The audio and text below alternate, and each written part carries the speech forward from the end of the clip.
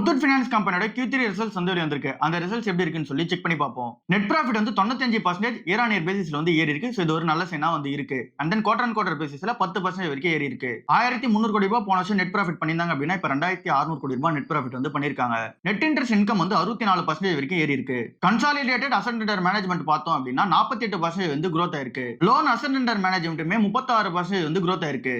Gold loan தான் மெயினான business. So அதுவுமே சூப்பரான growthல வந்து இருக்கு. 36000 கோடி ரூபாய் இந்த கோல்ட் லோனோட அந்த ஒரு growth வந்து இருக்கு. Q3ல மட்டுமே 14000 கோடி ரூபாய் வந்து ஆட் பண்ணிருக்காங்க இந்த கோல்ட் லோன்ல. சோ இது ஒரு நல்ல சைனா வந்து இருக்கு. சோ இந்த ஒரு ஸ்டாக் இப்ப வந்து கன்சிடர் பண்ண முடியாது. பிரைஸ் புக் வந்து ரொம்ப அதிகமா வந்து இருக்கு. சோ இது கூட மணப்புரம் ஃபைனான்ஸ் வந்து கம்பேர் பண்ணி ஒரு ஆர்டிகல் வந்து போட்டிருந்தாங்க. சோ அதுல என்ன சொல்றாங்க அப்படின்னா இந்த ரெண்டு கம்பெனியுமே கோல்ட் லோன்ல வந்து ரொம்ப ஸ்ட்ராங்கான பிளேயர்ஸா வந்து இருக்காங்க. அதுல முத்தூட் வந்து ரொம்ப ஸ்ட்ராங்கான பிளேயரா வந்து இருக்காங்க.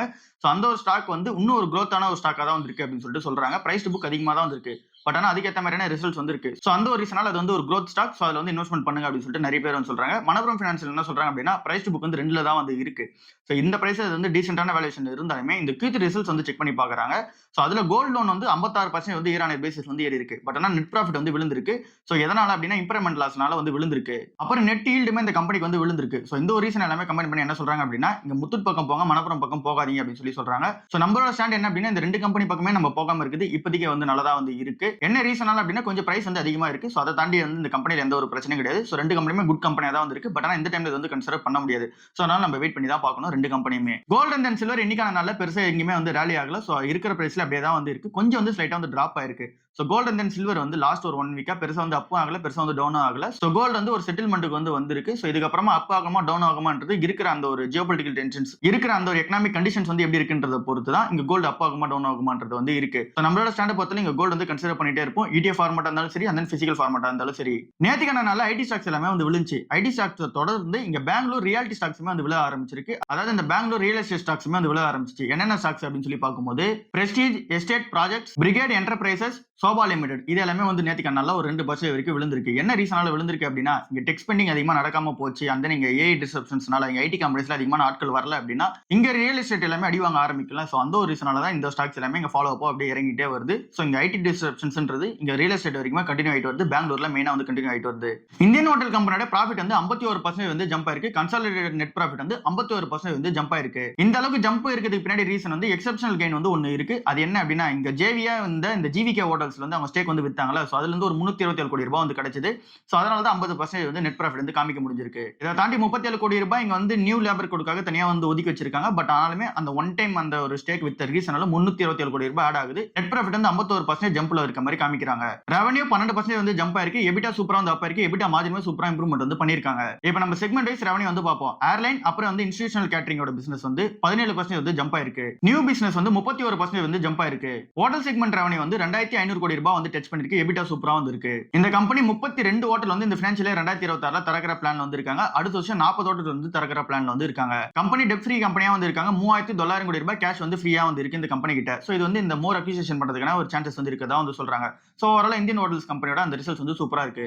மார்ச் 1ஆம் தேதி அன்னைக்கு விப்ரோ கம்பெனி இங்க சேலரி ஹைக் வந்து கொடுக்கறதா வந்து சொல்லியிருக்காங்க அவங்களோட எம்ப்ளாயிஸ் எல்லாருக்குமே. செப்டம்பர் 2024 அப்பதான் லாஸ்டா வந்து ஹைக் வந்து பண்ணாங்க. சோ அதுக்கப்புறமேட்டுக்கு 1 இயரா வந்து டிலேல வந்து இருக்கு. சோ அதுக்கப்புறமா ஹைக் வந்து எதுவும் கொடுக்கல. 2025ல வந்து கொடுக்கல. இப்ப 2026ல தான் சேலரி ஹைக் வந்து கொடுக்க போறாங்க. விப்ரோ நிறுவனம் மார்ச் 1ஆம் தேதியில இருந்து ரோல் அவுட் வந்து பண்ண போறதா சொல்லியிருக்காங்க. மஹேந்திரா கம்பெனி 2 இன்வெஸ்ட்மென்ட் வந்து பண்ண போறாங்க. ரெண்டுமே சூப்பரான இன்வெஸ்ட்மென்ட்டா வந்து இருக்கு. 500 கோடி ரூபாய் இன்வெஸ்ட்மென்ட் வந்து பண்ண போறதா சொல்லியிருக்காங்க. EV 3 வீலருக்காக தான் மெயினா வந்து பண்ண போறாங்க.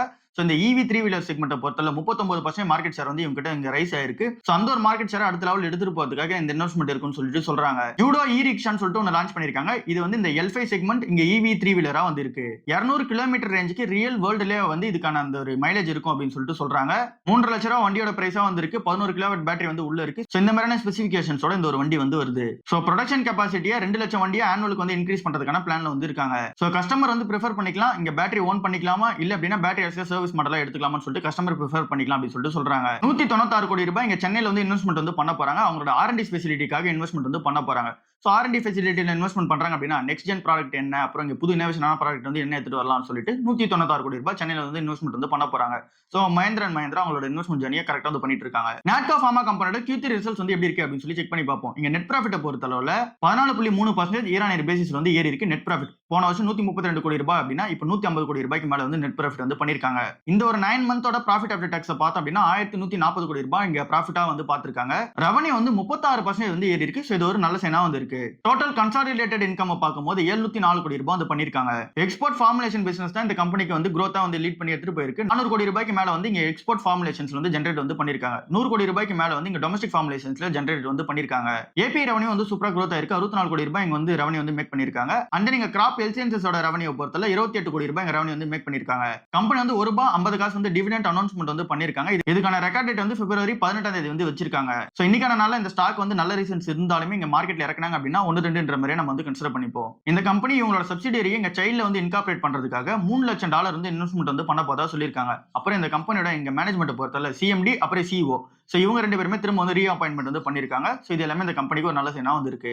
சென்கோ கோல்ட் கம்பெனியோட Q3 ரிசல்ட்ஸ் வந்து வந்திருக்கு. அந்த ரிசல்ட் சூப்பராவே வந்திருக்கு. நெட் ப்ராஃபிட் வந்து 8 மடங்கு வந்து ஏறி இருக்கு. போன வருஷத்தை விட இந்த வருஷம் கம்பேர் பண்ணி பார்க்கும்போது போன வருஷம் 33 கோடி ரூபாய் தான் நெட் ப்ராஃபிட் வந்து பண்ணிருந்தாங்க. இப்போ 264 கோடி ரூபாய் நெட் ப்ராஃபிட் வந்து பண்ணிருக்காங்க. ஃபர்ஸ்ட் டைமா எபிட்டா வந்து 400 கோடி ரூபாய் கிராஸ் ஆயிருக்கு. ரெவன்யூ வந்து 3000 கோடி ரூபாய் வந்து கிராஸ் ஆயிருக்கு. 50% ரெவன்யூ வந்து இயர் ஆன் இயர் பேசிஸ் வந்து ஏறி இருக்கு. 3000 கோடி ரூபாய் ரெவன்யூ வந்து கிராஸ் ஆயிருக்கு. குவார்டர் ஆன் குவார்டர் பேசிஸ்ல 30% வந்து ஏறி இருக்கு. இங்க கோல்டோட பிரைசஸ் வந்து பீக்ல இருக்கு. 63% வந்து இங்க கோல்டோட பிரைஸ் வந்து ஏறி இருக்கு.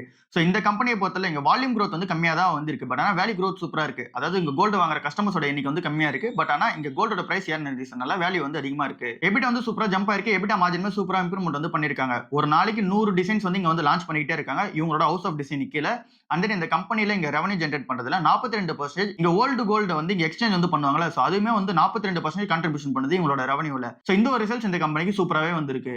என்எஸ்சி கம்பெனில ராட்சைல்ட்ஸ் அண்ட் கோ வந்து இங்க இண்டிபெண்டன்ட் அட்வைசரா வந்து இங்க செலக்ட் வந்து பண்ணிருக்காங்க. என்ன ரீசனா அப்படின்னா இங்க என்எஸ்சி வந்து ஐபி வந்து வரப்போறாங்க. சோ அந்த ஐபிஓ வரதுக்கான அந்த ஒரு சிக்னல் இருக்குல்ல. சோ அது வந்து இங்க கரெக்டா அந்த ஐபிஓ ப்ராசஸ் வந்து முடியணும்ன்றதுக்காக ராட்சைல்ட்ஸ் அண்ட் கோ வந்து உள்ள வச்சிருக்காங்க. சோ இவங்களோட ரோல் வந்து என்னவா இருக்கும் அப்படின்னா இந்த ஐபிஓ ப்ராசஸ் கரெக்டா போகணும் அப்படின்னா அதுக்கான அந்த பேப்பர் ஒர்க் எல்லாமே கரெக்டா போகுதா அப்படின்னு சொல்லிட்டு பார்ப்பாங்க. அப்புறம் அந்த லீகல் ஒர்க் கரெக்டா போகுதா அப்படின்னு சொல்லிட்டு வந்து பார்ப்பாங்க. அது வந்து ஸ்ட்ரக்சரலாவும் வந்து போகுதா அந்த ஃப்ரேம் ஒர்க் வந்து கரெக்டா இருக்கா அப்படின்னு எல்லாத்தையும் செக் பண்ண போறாங்க இந்த ராட்சைல்ட்ஸ் அண்ட் கோ நிறுவனம். இது வந்து என்ன இண்டிகேட் பண்ணுது அப்படின்னா என்எஸ்சி வந்து ஐபிஓ கண்டிப்பா இந்த வருஷம் வந்துருவாங்க அப்படின்றது கரெக்டா வந்து இண்டிகேட் வந்து பண்ணுது. இந்த கம்பெனியை பொறுத்தல ஃபுல்லாவே ஆஃபர் ஃபார் சேல் தான். ஃப்ரெஷ் இஷ்யூ அது வந்து இங்க வந்து கிரியேட் வந்து பண்ண ஆரம்பிக்கல.